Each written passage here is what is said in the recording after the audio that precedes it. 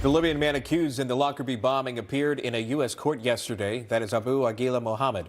He's suspected of making the bomb that brought down Pan Am Flight 103 over Lockerbie, Scotland, killing 259 people on board, 11 on the ground, 270 in total. This was back in 1988. That includes 190 Americans and 35 Syracuse University students returning from studying abroad.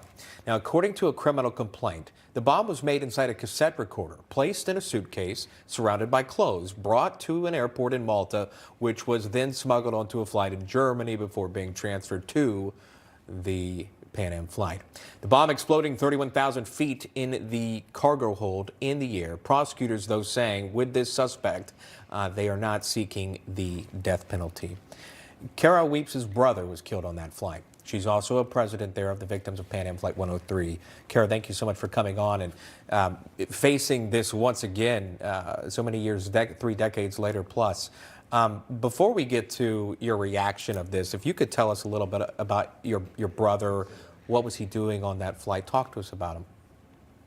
My brother had been studying abroad in London for the semester, and this was his return flight home at the end of the semester. He actually decided to stay a few days longer than the end of the semester to, tour a little bit longer, take in the opportunity to be in Europe and, adventure a little bit more. But there were a lot of, obviously, students on the flight, not just the 35 Syracuse students. I think there were about 50 students in total on this flight coming home from different programs. But he was a journalism and political science student at Syracuse. He loved sports.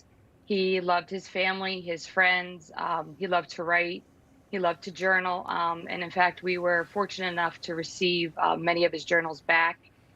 They were found in the wreckage and they were returned to us. And he had a very interesting perspective on life and how to live it, and just really loved to challenge himself and challenge people to be better.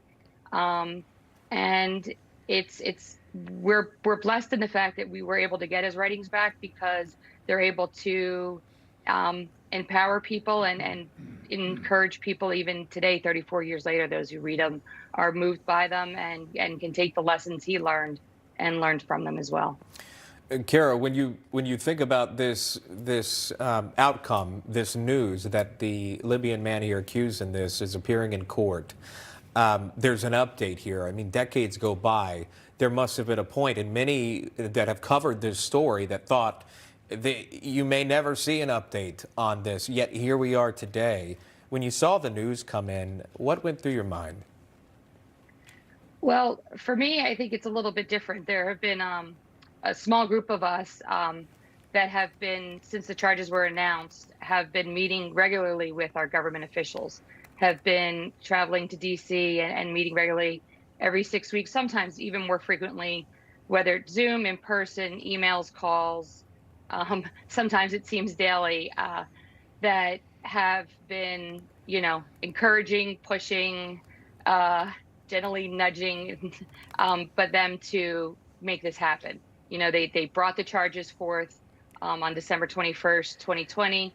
And now, okay, then now you need to gain custody. You're going to do this, then follow it through.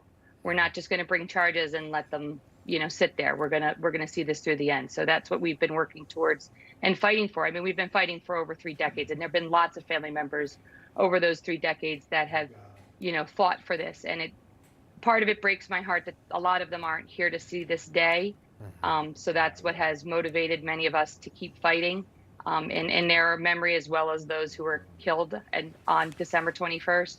But so we've been in regular contact. And in fact, at the end of October, our general membership meeting, the government sent 15 representatives from the Department of Justice, the FBI, and the State Department to address the families as to what was going on and where things were. So we have known some things that have been going on, obviously not everything, but we've been in regular contact about this over the last 2 years. Well, with Kara, with what you know now, and obviously being in custody and able to carry out these charges and a consequence, one of the consequences is not the death penalty.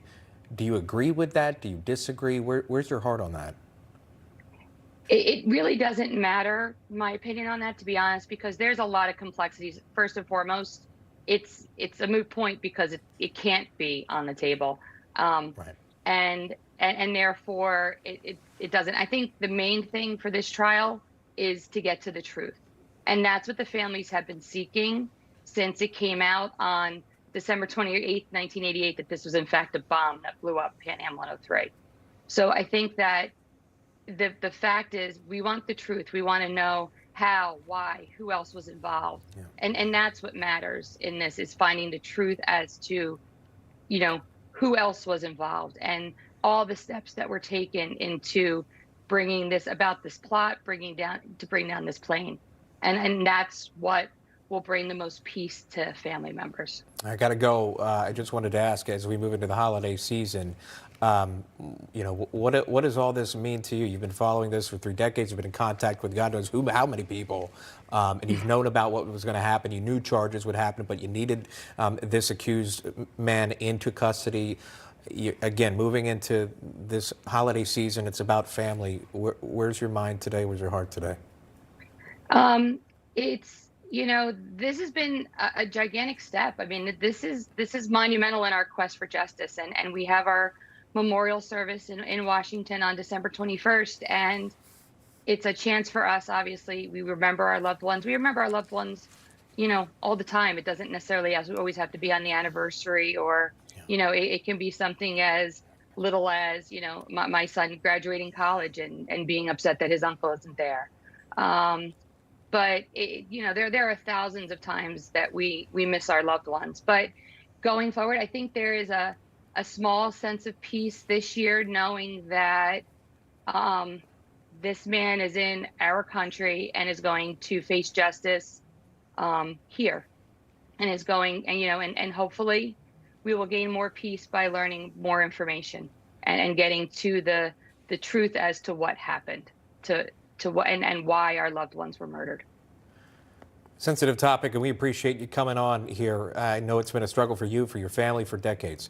Kara Weipz joining us live there. Kara, thank you. Merry Christmas to you. Thank you. Merry Christmas.